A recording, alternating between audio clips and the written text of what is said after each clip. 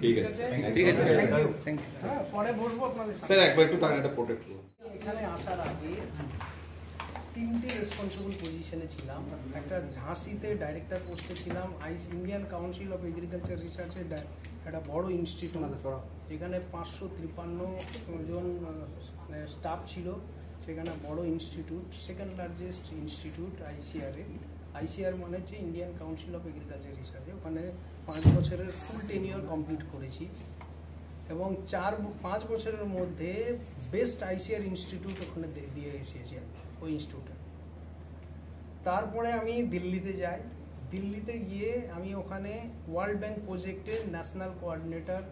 তাই world bank প্রজেক্টটা দিয়েছিল, ওয়ার্ল্ড ব্যাংক প্রজেক্টটা দিয়েছে 1100 crore ইন্ডিয়া গভর্নমেন্টকে দিয়েছিল হায়ার এডুকেশনের কোয়ালিটি বাড়ানোর জন্য। হায়ার এডুকেশনটা ওই সময় ওরা সার্ভে করে দেখলো যে এগ্রিকালচারে কোয়ালিটিটা ডাউন হচ্ছে, সেইটা ইমপ্রুভ করার জন্য গভর্নমেন্ট অফ ইন্ডিয়াকে ওরা ফান্ডিং করে এবং সেই ফান্ডিংটা ইন্ডিয়ান কাউন্সিল অফ এগ্রিকালচারের থ্রু দিয়ে ডিফারেন্ট ইউনিভার্সিটিতে ফান্ডিং হয়, যেখানে সেই কাজটা আমি দেখতাম ন্যাশনাল কোঅর্ডিনেটর, খুব রেসপন্সিবল করে। তারপরে আমি এখানে আসার আগে যেখানে ছিলাম ওখানে ডাইরেক্টর কাম ভাইস চ্যান্সেলর পোস্ট, যেখানে ডিম টু বি ইউনিভার্সিটি ক্যাবিনেট থেকে অ্যাপ্রুভ হয়েছিল। সেটা একটা নতুন ইনস্টিটিউট তৈরি হয়েছে। 5 বছরের মধ্যে ওই ইনস্টিটিউটের সমস্ত কাজ বিল্ডিং এস্টাবলিশ করে ইউজি পিজি প্রোগ্রাম শুরু করিয়ে আমি কাজ কমপ্লিট করে বিল্ডিং ইন্টারন্যাশনাল স্ট্যান্ডার্ডের বিল্ডিং বানিয়েছি। তো আমাকে যে ইন্ডিয়ান কাউন্সিল অফ এগ্রিকালচার যে রেসপন্সিবিলিটি দিয়েছিল সমস্ত কাজ কমপ্লিট করে, এখন এখানে যে আমার থেকে আসা আমাদের অনারেবল প্রাইম মিনিস্টার আর শিক্ষা মন্ত্রী এরা যে আমাকে একটা দায়িত্ব দিয়েছেন এই ইউনিভার্সিটিতে একটা মানে পার্মানেন্ট একটা ভিসি হিসাবে কাজ করে দেখানো, সেটা আমি দায়িত্বটা গ্রহণ করেছি এবং আমি আপনাদের সবার সহযোগিতাতে আমার এই ইউনিভার্সিটির সব স্টাফের সহযোগিতাতে যেগুলো আমাদের করার কর্তব্য, ইউনিভার্সিটিকে আগে বাড়ানোর, র্যাঙ্কিংটা বাড়ানোর, যত সব আমাদের কাজ করার আমরা সব দায়িত্ব পালন করব এবং করে দেখাবো, সেটাই হচ্ছে আমার কাজ।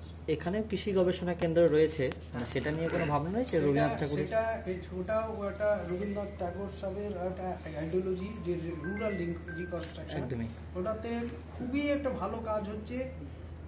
আর 15 বছর আগে ওটাতে 6টা গ্রাম খালি অ্যাডপশন ছিল, এখন ওইটাতে 65 ভিলেজ অ্যাডপ্ট করেছে, যেটা লাইভলিহুড ডেভেলপমেন্ট, ট্রাইবালস ফার্ম ফ্যামিলির যে লাইভলিহুড ডেভেলপমেন্টের জন্য 65 ভিলেজকে অ্যাডপ্ট করেছে। So this is a great achievement. আর রাওয়ে প্রোগ্রাম স্টুডেন্টদের জন্য খুব ভালো প্রোগ্রাম, এক্সপেরিমেন্টাল লার্নিং, যেটা নতুন এডুকেশন পলিসিতেও একটা আইটেম আপনারা জানেন হয়তো, সেটাও ওই কলেজে ভালো মতো শুরু হয়েছে স্টুডেন্টের বেনিফিটের জন্য। নিউ এডুকেশন পলিসি এখানে লাগু নেই, ওটা কি করবেন? শুরু হবে, এবার আমি রিভিউ করবো। আমি বলেছি না, এখন পর্যন্ত আমি ওই নিউ এডুকেশন পলিসি একটা কমিটি বানানো হয়েছে, সেই কমিটির সঙ্গে কালকে বসবো, কতদিন কি কাজ হয়েছে ডেফিনেটলি আমরা ভালোই লাগছে। আমি অলওয়েজ চ্যালেঞ্জকে গ্রহণ করি।